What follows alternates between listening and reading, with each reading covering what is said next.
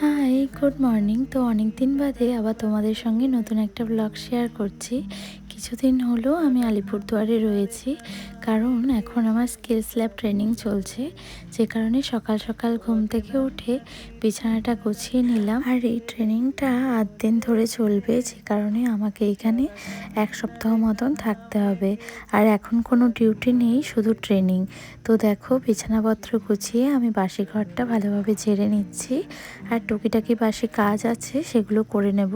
আর তোমরা হয়তো ভাবছো যে আমার বর কোথায়, আসলে ও ডিউটিতে চলে গেছে গো, তাই দেখাতে পারছি না। এরপর ব্রাশ করে মুখ হাত পা ধুয়ে এসে ক্লাসের দরকারি জিনিসপত্র গুছিয়ে নিলাম। যেহেতু সকালবেলায় বাড়ি থেকে বেরোনোর আগে কিছু না খেয়ে বেরোতে নেই, তাই বিস্কিট আর জল খেয়ে নিলাম। আর তেমন কিছু খেলাম না, কেননা ওখানে গিয়ে আমাকে ব্রেকফাস্ট করতেই হবে। এরই মধ্যে আমি স্নানও করে নিয়েছি দেখো, আর রেডিও হয়ে নিয়েছি যাওয়ার জন্য। বলতে বলতে দেখো, খুবই তাড়াহুড়োর মধ্যে বেরিয়ে পড়লাম, কারণ 9টা থেকে ক্লাস স্টার্ট হয়ে যাবে। আর প্রথম দিন যেহেতু, তাই রান্না বান্নার কোনো ঝামেলা করিনি। বড় বলল আজ বাইরে থেকেই ব্রেকফাস্ট করে নেবে। তো চলে এসেছি ডাইনিং রুমে। আর দেখো, আজ ব্রেকফাস্টে দিয়েছিল পুরি, সাথে ডিম সেদ্ধ, ছোলার তরকারি আর চা। এই যে দেখো আমাদের ক্লাসরুম, এখন আমার ক্লাস চলছে। আর ঘড়িতে বাজে 11টা 20 মতো।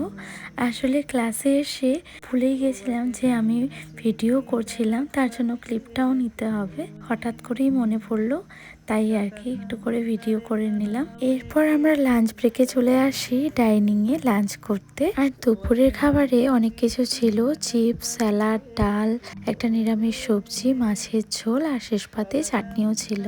এরপর খাওয়া দাওয়া শেষ করে আমরা সবাই মিলে এখন যাচ্ছি ক্লাসরুমের দিকে, কারণ এখনো ক্লাস শেষ হয়নি। এখন টানা আরো 5টা পর্যন্ত ক্লাস চলবে।